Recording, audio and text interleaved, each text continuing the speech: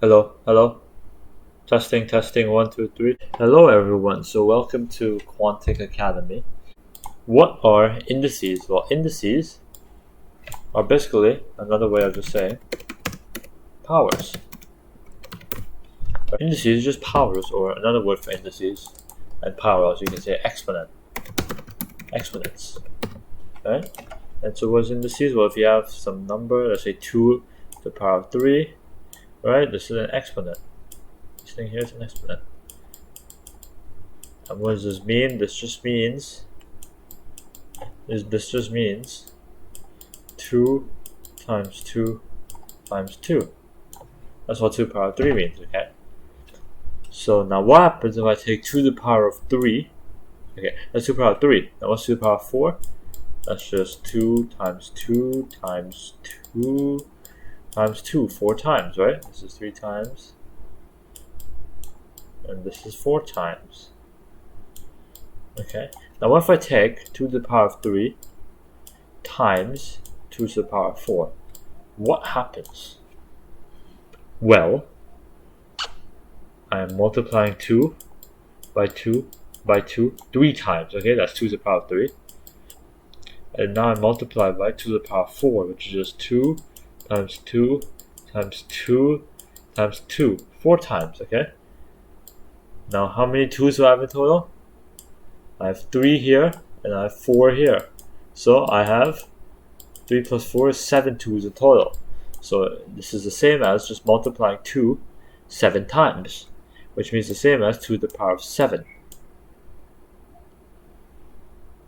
Right? And how do we get 7? It's because we multiplied 2 3 times, and we multiplied 2 4 times. So overall, we just add 3 and 4. Done.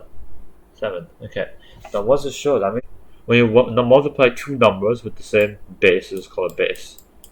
And this is called a base. This is called an exponent. So let me just sit here. It's called an exponent. If you multiply two numbers with the same base, all you do is add the exponents, because exponent just tells you how many times you multiply the number by itself. So yeah, this is it.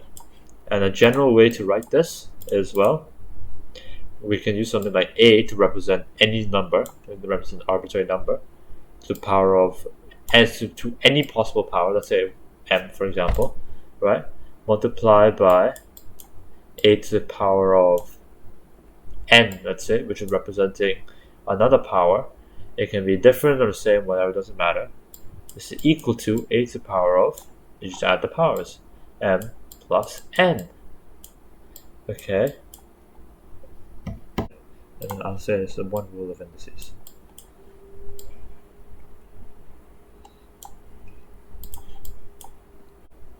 Well, what happens when you divide powers? Well, if I take 2 to the power of 3 and divide it by 2 to the power of 2, what do I get? Let's think, okay? Here I'm multiplying 2 3 times. So this is just the same thing as 2 times 2 times 2. Here I'm multiplying 2 only 2 times. 2 times 2. Now if I divide these numbers, what am I going to get? Well, the 2's will cancel out, right? Here the 2 will cancel out this 2, and this 2 will cancel out this 2. So all I'm left with is 1 2. Only 1 2. Before I had 3 2's here and 2 2's here, but now I only have 1 2 when I divide.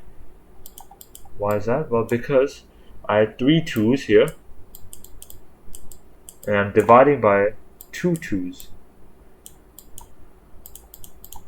I'm dividing by 2 2's. So I'm getting rid of 2 2's. That means I only have 1 2 left. I only have 1 2 that's multiplying itself. So I should get 2 to the power of 1. And we got 1 because it's 3 minus 2.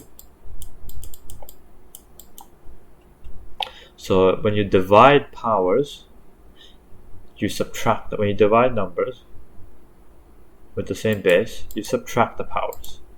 Now just note that this only works if the numbers are the same base. For example, if I do 3 to the power of 2 divided by 2 to the power of 5, I can't subtract the powers. It doesn't. I can't do that. Okay.